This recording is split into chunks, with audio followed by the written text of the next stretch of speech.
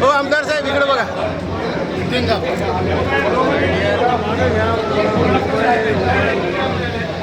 Mobile मागे घ्या थोडे सगळे. ओ ओ खासदार साहेब खासदार साहेबाला बोला. खासदार साहेबाला बोला.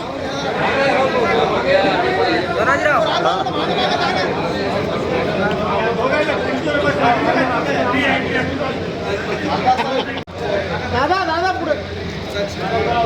आमदार साहेब खासदार साहेबाला घ्या.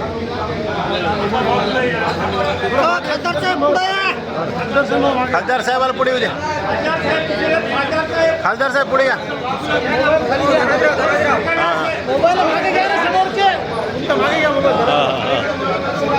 आलं का बॉस?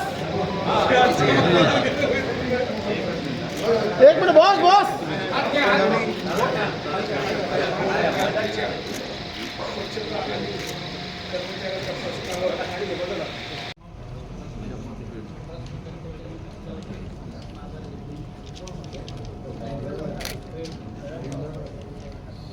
असं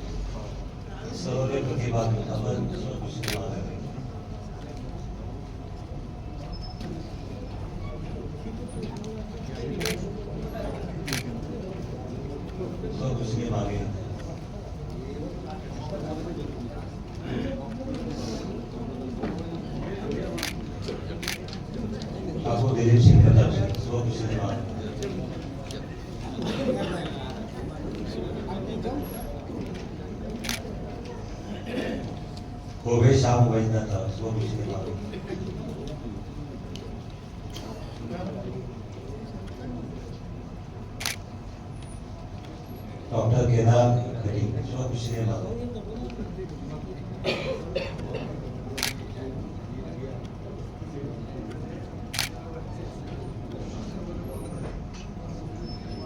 मीनाताई सुरेशराव स्वखुशीला मागो.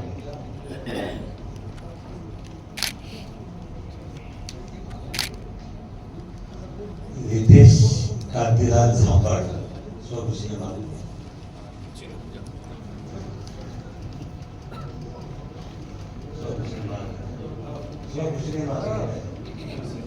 दादा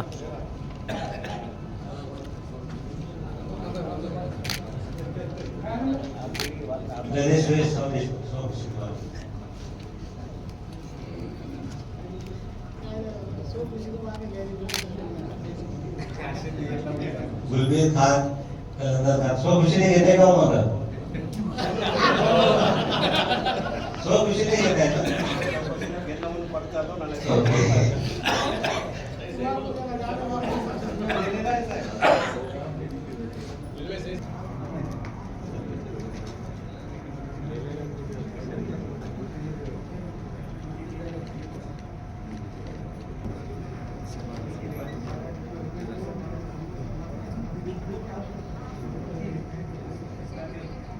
मी सगळ्यात अगोदर आभार मानतो आमदार राहुल पाटील साहेब आणि खासदार बंडू जाधव साहेब आणि आमचे गटनेते दिलीप काका, नामंदार सर, माजूलाला हे सर्वांचे मी आभारी. त्यांनी आम्हाला इतका सपोर्ट केला म्हणून आमचे काय भावना आहेत आपल्या? काय परभणी शहराच्या काय समस्या आहेत? काय समस्या सोडवणार आहात? नाही, समस्या तर भरपूर आहे. ते आम्ही भरपूर काम करण्याचे प्रयत्न करू. कुठली प्रश्न आहेत तुम्हाला काय वाटतं? प्रश्न स्वच्छतेचा सगळ्यात अगोदर स्वच्छता कचऱ्याचा प्रॉब्लेम आहे ते आम्ही सगळ्यात अगोदर त्याच्यावर निर्णय घेऊ. आमदार खासदारांनी आपल्यावर विश्वास हो ठेवलं. त्याबद्दल काय म्हणतात? मी त्यांचा आभारी होतो आणि सतत प्रयत्न करू आणि 65 जे नगरसेवक आहेत त्यांना सोबत घेऊन कोणाला सोडणार नाही, सगळ्याला सोबत घेऊन काम करणार साहेब. तुम्ही आतापर्यंत परभणी शहरातच राहत होतात. यापूर्वी देखील महापालिका जी काँग्रेसच्या ताब्यात होती, आता त्यावेळेसची परिस्थिती आता पुढे काय बदलेल असं वाटतं? हे साहेबांचा विश्वास होता आमच्यावर, आम्ही सगळं त्या विश्वासावर उतरलो असं आम्हाला वाटतंय. सातत्यानं इकडच्या नाही का खानबान असा प्रचार झाला होता, तर तुम्ही मुस्लिम ते वेगळं आहे सर, आता ते सोडून द्या. विकासाच्या मुद्द्यावर बात करा. ते खान म्हणतात तर सोडून टाका साहेब. तुम्ही आता आलात शिवसेनेकडून आलात, म्हणजे त्या प्रचाराला कुठेतरी आता हे झालंय का असं म्हणायचं? नाही आमचे पक्षप्रमुख तसले नाही. आम्हाला स्पष्ट आदेश आहे, कामं करण्याचे काम करा, नुसतं खानबान करायचं काय काम नाही म्हटलं. आपण मुंबईला गेला होता, उद्धव ठाकरेंची पण भेट झाली. काय नेमका संदेश दिला ठाकरे साहेबांना? एकदम स्वच्छ आणि निर्मळ की ते विकास करायचं म्हटले त्यांनी. दुसरं काय कोणत्या बाबतीत आपल्याला लक्ष घालायचं नाही आणि आम्हाला इथून पुढं जास्त आमदार आमचे करायचं.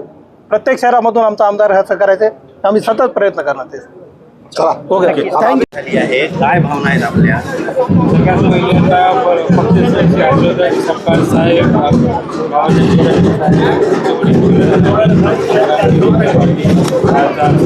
जाधव साहेब त्याच्यानंतर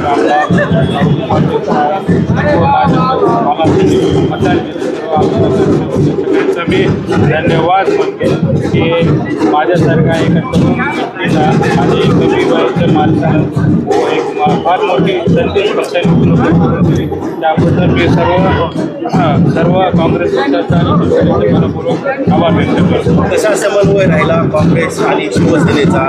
चंद्रपूरमध्ये फाटाफोड झाल्यानंतर काहीतरी वेगळं होईल असं वाटतं, पण असं काही झालं नाही. जगात जर्मनी आणि भारतात परभणी ही नवीन काहीतरी भूमिकेत असते, तर त्या भूमिकेचं जे चंद्रपूरला झालं ते इथं होणार नव्हतं. कारण की मोठं आपले देश जे जेवढे बी नेते आहेत तर त्यांचा एकमेकांमध्ये समन्वय असल्यामुळे ही गोष्ट झालेली आहे आणि चंद्रपूरमध्ये समन्वय नसल्यामुळे तिथे कार्यक्रम झालेला आहे. महापौर उपमहापौर दोघंही तरुण आहात, काय परभणीचे प्रश्न आहेत ते काय सोडवण्यासाठी प्राधान्य आहे? सगळ्यात पहिले कचऱ्याचा जो परभणी शहरात जो वेळाकाळ झालेला आहे तर नक्कीच तो आम्ही पहिल्या प्रयत्नात तो करणार आहे आणि अंडरग्राऊंड ड्रेनेजचा जो विषय आहे तो पण लवकरच कार्यान्वित करण्याच्या प्रयत्नात आहोत आणि इथले जे आपले स्थानिक उद्यान जे आहेत ते भकास परिस्थितीत आहेत आणि ती कुठेतरी डेव्हलप करून परभणीकरांसाठी ते खुले करण्याचा एक मोठा माणूस आहे. प्रशासकाच्या काळामध्ये परभणी महापालिकेची प्रचंड दुरावस्था झाली आहे. आता ही कशी सुधारेल आणि किती दिवस लागतील, काय लागतील? नक्कीच याबद्दल आम्ही आता एक आमचे विकासाचे विजन आहे, त्या पद्धतीने परभणी शहर महानगरपालिकेची आर्थिक परिस्थिती कशी सुधारेल याच्यावर पहिल्यांदा आम्ही विचार करणार आहोत आणि त्या पद्धतीने आम्ही कामाला लागतो. 80 कोटी रुपयाचे देणं जे आहे ते आयुक्तांनी करून ठेवलेलं आहे. असं शासनाकडे या आता मी आता उपमहापौर अजून त्याबद्दल मला अजून काय मिळत नाही, नक्कीच माहिती घेऊ. थँक्यू.